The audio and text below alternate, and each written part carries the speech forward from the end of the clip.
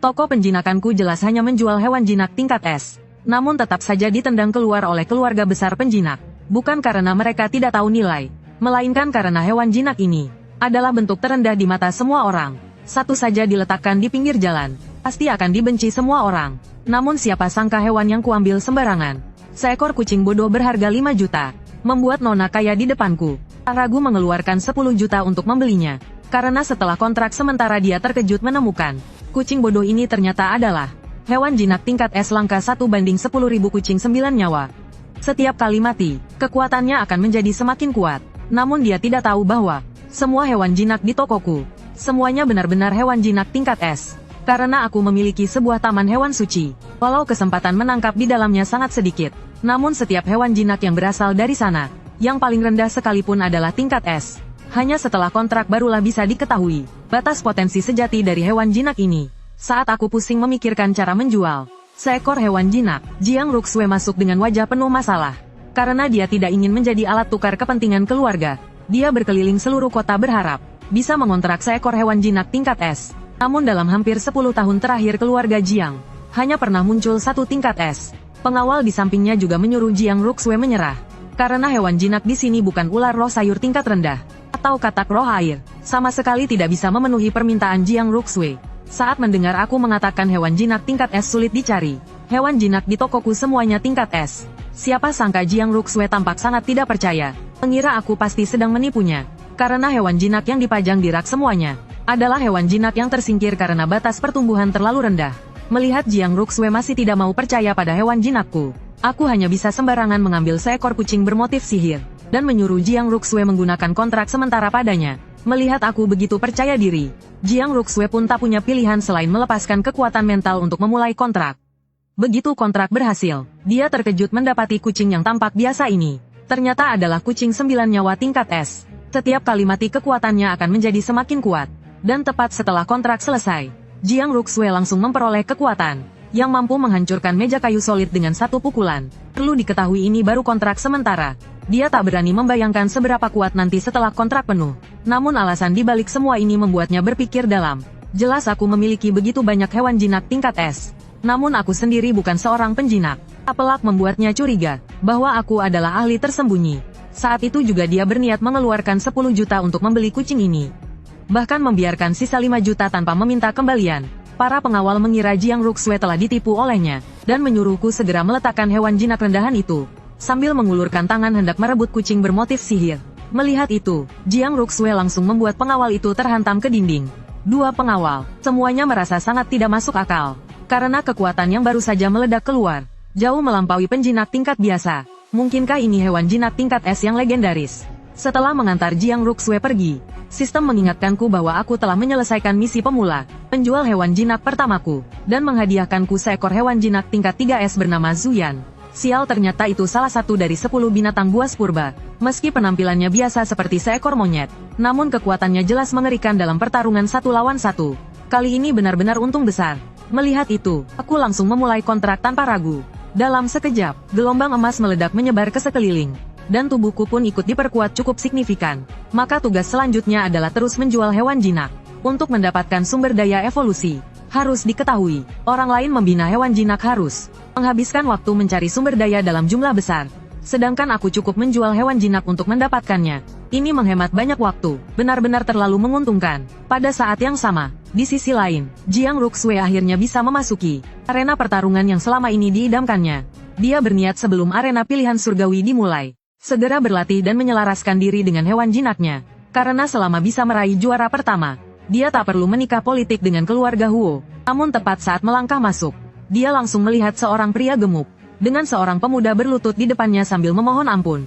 Pria gemuk itu adalah Tuan Muda Grup Xia, dan di belakangnya berdiri salah satu hewan jinak teratas, laba-laba iblis bulan.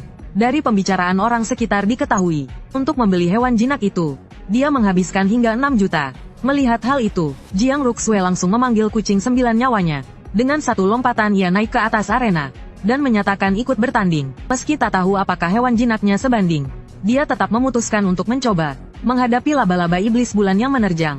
Ia hanya dengan santai menancapkan kakinya ke arena. Aura yang dilepaskan saja sudah membuat Jiang Ruxue merasa takut. Namun kucing bermotif sihir justru menunjukkan semangat tempur yang tinggi. Detik berikutnya tubuhnya langsung berubah menjadi hewan jinak jenis kucing yang ukurannya beberapa kali lebih besar dari laba-laba iblis bulan. Satu tamparan saja langsung membanting lawannya ke tanah.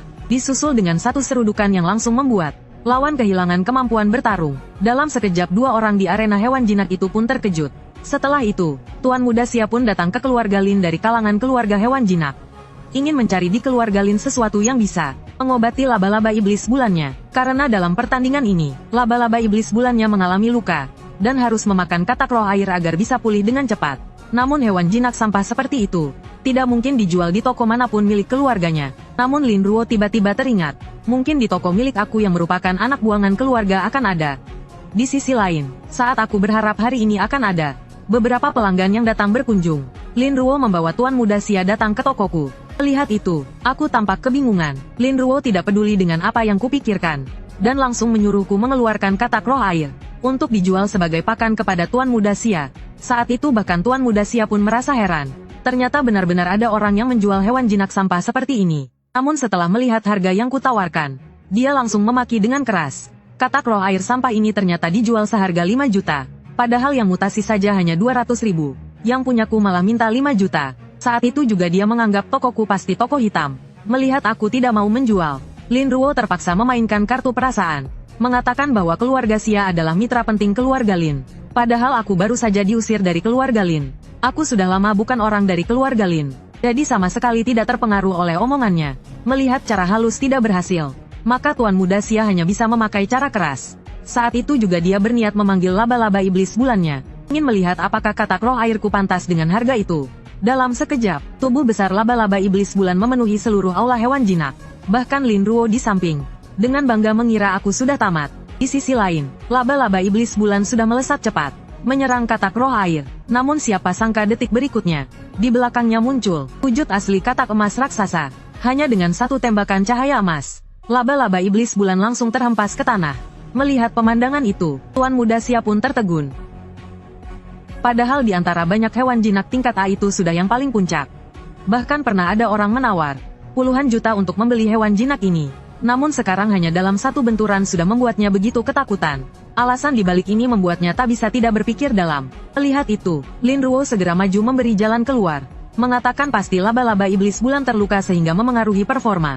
Karena dia sama sekali tidak percaya hewan jinak yang kujual bisa sekuat ini. Aku membalas, katak roh airku memiliki kekuatan tingkat S. Namun semua orang tahu, batas bakat katak roh air paling tinggi tidak melebihi tingkat E. Karena itu Tuan Muda Sia tetap tidak percaya. Katak roh airku memiliki bakat tingkat S. Lalu dia hanya bisa mengeluarkan ponselnya, berniat mengirim katak roh air ini kepada kakaknya Sia Bing untuk dilihat. Dia adalah ahli penilaian hewan jinak. Pasti bisa membongkar tipu dayaku. Sementara itu Sia Bing sedang kesal karena sudah lama tidak muncul hewan jinak yang bisa membuat orang terkejut. Membuatnya sama sekali tidak bersemangat dalam pekerjaan. Namun tepat saat itu, dia melihat seekor katak roh air sampah yang dikirim Xia Yuan. Saat dia mengira adiknya hanya iseng. Namun setelah melakukan identifikasi justru terkejut. Katak roh air ini ternyata memiliki fenomena unik tingkat S. Dia langsung menyuruh Xia Yuan bagaimanapun caranya harus mendapatkan hewan jinak ini. Lalu menambahkan, siapapun yang menghalangi tetap harus kau ambil. Xia Yuan mendengar hal itu. Ekspresinya langsung menjadi serius. Bahkan saat menghadapi perintahku untuk pergi, dia dengan sopan mengeluarkan kartu miliknya. Melihat itu, Lin Ruo mengira Tuan Muda Sia sudah gila. Benar-benar menghabiskan 5 juta untuk sampah ini. Namun Xia Yuan sangat mempercayai kata kakaknya.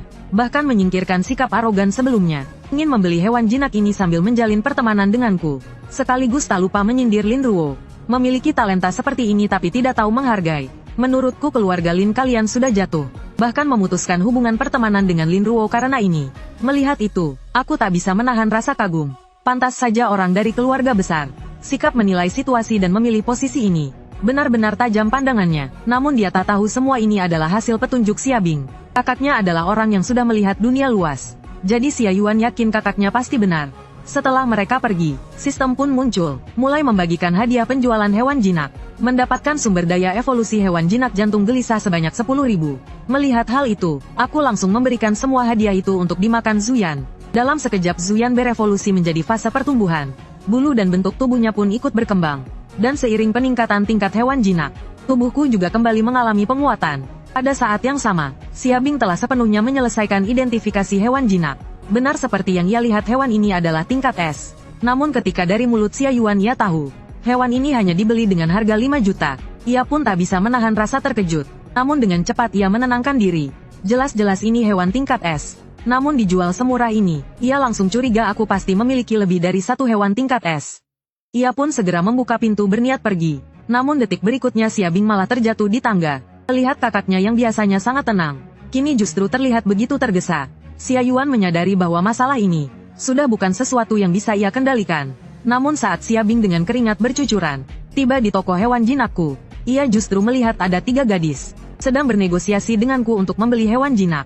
Melihat ular hijau yang aku ambil dengan santai, Xiabing refleks langsung melakukan identifikasi. Hasilnya memang seperti yang ia duga. Ular hijau ini juga merupakan hewan jinak tingkat S. Bahkan bisa membangkitkan garis darah kuno Tengxie. Melihat itu ia langsung maju tanpa ragu, berniat membeli hewan jinak ini. Gadis di samping terkejut saat tahu yang datang adalah Xiabing. Rasa kaget langsung muncul, karena dia adalah penilai tingkat atas dari Institut Penelitian Hewan Jinak. Tak menyangka ia bisa begitu tergesa, hanya demi seekor ular hijau tingkat rendah. Namun aku hanya mengangkat bahu sambil berkata, toko ini menganut prinsip siapa datang lebih dulu. Lagi pula gadis ini masih klien yang diperkenalkan oleh Jiang Ruxue. Bahkan dia mengabaikan larangan teman di sampingnya, dan tetap memilih untuk mempercayai Jiang Ruxue. Namun Xiabing tidak bisa memahamiku, mengapa aku memiliki begitu banyak hewan tingkat S. Ia pun segera menelepon Tuan Xia, dengan bersemangat mengatakan ada toko hewan yang menjual hewan jinak tingkat S. Tuan Xia langsung menyatakan akan segera datang, karena situasi pertempuran di garis depan semakin sengit. Korban hewan jinak sangat besar, sehingga tekanan pun jatuh ke Institut Penelitian Hewan. Hewan biasa yang ke medan perang hanyalah umpan meriam. Hanya hewan tingkat S yang bisa menentukan jalannya perang. Di sisi lain, setelah aku menjual ular hijau, aku langsung memperoleh hadiah dari sistem. 10.000 pohon lava, namun masih kurang 90.000 untuk naik level. Tak lama kemudian sistem kembali berkata, hari ini aku telah menjual 2 hewan jinak, dan memberiku 1 kesempatan di taman hewan suci untuk menangkap hewan. Aku berniat menutup toko dan menikmati kesempatan ini. Namun Xiabing malah menggenggam tanganku erat, bersikeras menunggu sampai gurunya tiba. Tak lama kemudian Direktur Institut Tuan Xia pun datang. Namun setelah mendengar toko hewanku tidak memiliki hewan untuk dijual, ia langsung bersedia membayar 10 kali harga pasar, asal aku bisa mencarikan beberapa ekor. Xiabing pun tak menyangka gurunya rela membayar harga sebesar itu. Tuan Xia hanya mendengus pelan. Perlu diketahui apakah negara naga bisa menang, sepenuhnya bergantung pada hewan di tanganku. Setelah itu dari mulut Tuan Xia diketahui, ia berencana mengirim hewan yang dibeli ke garis depan. Karena sebagai kekuatan utama, hewan jinak tingkat A sedang mengalami kematian besar-besaran. Jika hewan tingkat A ini tidak mampu bertahan, maka kota akan menghadapi kehancuran. Pihak atas berharap institut segera menambah hewan tingkat tinggi. Namun Tuan Xia juga tidak punya jalan keluar. Bagaimanapun jumlah hewan tingkat S terlalu sedikit. Karena itulah harapan akhirnya dititipkan padaku. Berharap aku bisa mengeluarkan beberapa hewan tingkat S dalam seminggu. Dan aku sendiri juga kebetulan perlu menjual lebih banyak hewan untuk memperkuat kekuatanku, agar bisa membalas dendam orang tuaku yang mati teraniaya. Melihat situasi ini, aku pun langsung menyetujuinya tanpa ragu. Namun saat tiba di Taman Hewan Suci aku kembali berpikir, jika ingin cepat turun ke medan perang, hewan fase bayi jelas tidak cukup. Jadi aku hanya bisa menuju ke bagian terdalam taman, untuk melihat apakah bisa menangkap hewan tingkat tinggi.